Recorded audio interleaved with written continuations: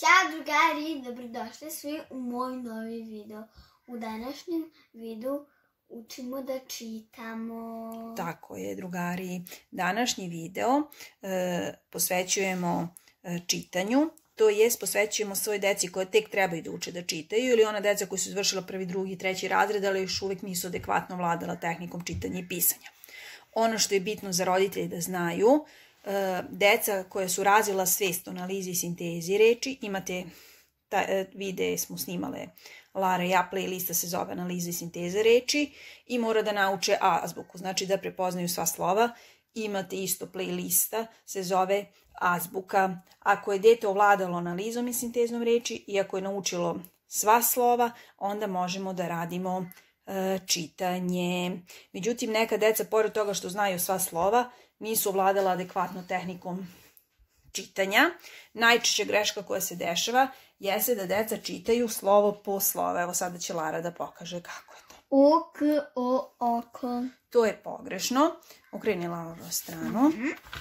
Znači, bitno je da napišete deci da imaju vizualnu predstavu, znači da postoji razmak između slova. Znači, dok čitaju prvo slovo, vuku prstić, pa onda čitaju drugo, vuku prstić, pa čitaju treće, ali pevajući. Evo, Lara će da pokaže kako.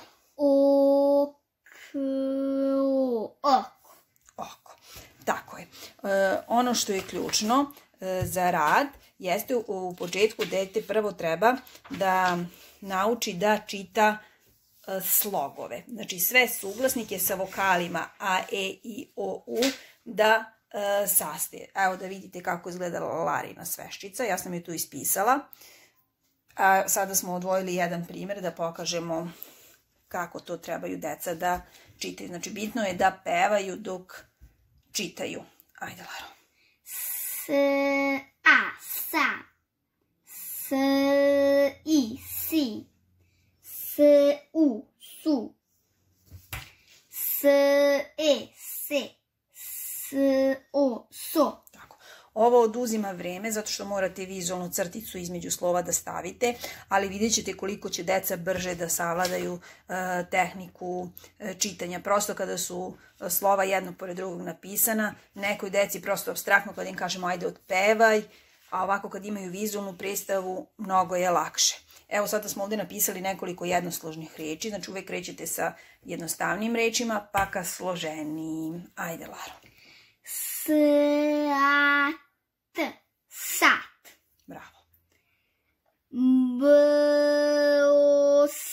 Bos. Bravo. Nos. Pas. Tako je. Onda krenete sa složenijim rečima. Kad vidite da je dete ovladalo tehnikom, znači da može da peva, onda probajte normalno da napišete reč, znači reč pas, pa da dete pročita bez razmaka, ali da peva dok čita. To je kasnije mnogo bitno da bi dete moglo reči da poveže u rečenicu, a kasnije i da može da razume ono što je pročitalo. Ovo je neki početak što se tiče čitanja, znači ključno je prvo da dete ima razvijenu svest o analizi i sintezi, to vam je osnova za čitanje i pisanje. Drugo je da dete nauči azbuku, da zna da prepozna sva slova. I treće je da dete dok čita peva, znači da ne čita slovo po slovo. Ako budete imali neka pitanja, možete da nam pišete na naš Instagram profil Lara_Bubamara1 i mi ćemo snimiti video. Drugari, ako imate neke predloge, obavezno pišite. Drugari, ako se svideo video, obavezno ga lajkujte ili zapratite moj YouTube kanal Lara Bubamara. A mi se vidimo nekom budućih videa. Ćao, volim vas, vaša Lara.